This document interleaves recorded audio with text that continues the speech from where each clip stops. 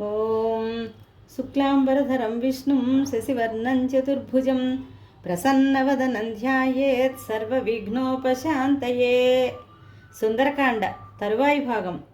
బలైః సమగ్రైర్యది మాం హత్వా రావణమాహవే విజయీ స్వాం పురీం రామో నయేత్తత్స్యాదృశస్కరం.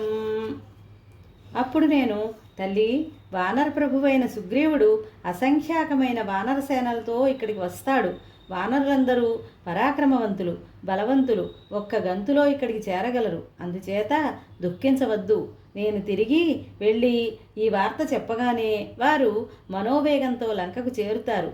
రామలక్ష్మణును నా మూపుపై ఎక్కించుకొని వస్తాను.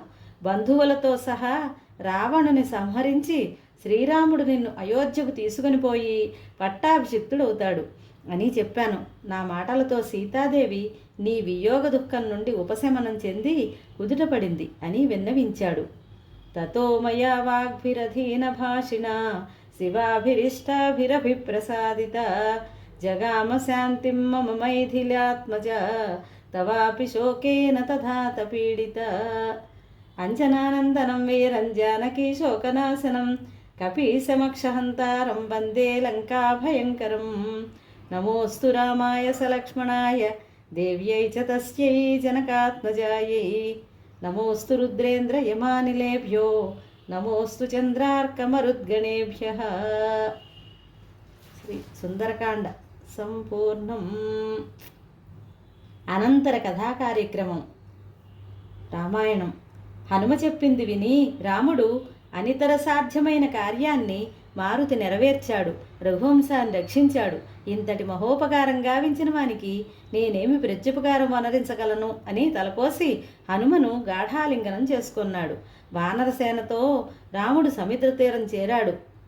రావణునిచే పరాభవింపబడిన విభీషణుడు రాముని శరణుజొచ్చాడు. వానరులు సముద్రానికి వారధి కట్టారు. వానరసేనతో రామలక్ష్మణులు లంక చేరారు. యుద్ధంలో రాక్షసులతో సహా రావణుడు, కుంభకర్ణుడు, ఇంద్రజిత్తు హతమైనారు. సీతాదేవితో పాటు అందరూ పుష్పక విమానంలో అయోధ్య చేరారు. శ్రీరామునికి వైభవంగా పట్టాభిషేకం జరిగింది. రామరాజ్యంలో ప్రజలు సుఖశాంతులతో గడిపారు. మంగళం కోసలేంద్రాయ మహనీయ గుణాత్మనే చక్రవర్తి తనూజాయ సార్వభౌమాయ మంగళం. శ్రీరామచంద్రాయ మంగళం రఘునాథాయ మంగళం. ఏతత్ఫలం శ్రీ ఉమామహేశ్వర పరబ్రహ్మార్పణమస్తు. సర్వం శ్రీ శ్రీనివాసార్పితమస్తు. శ్రీరామ శ్రీరామ శ్రీరామ శరణం మమ.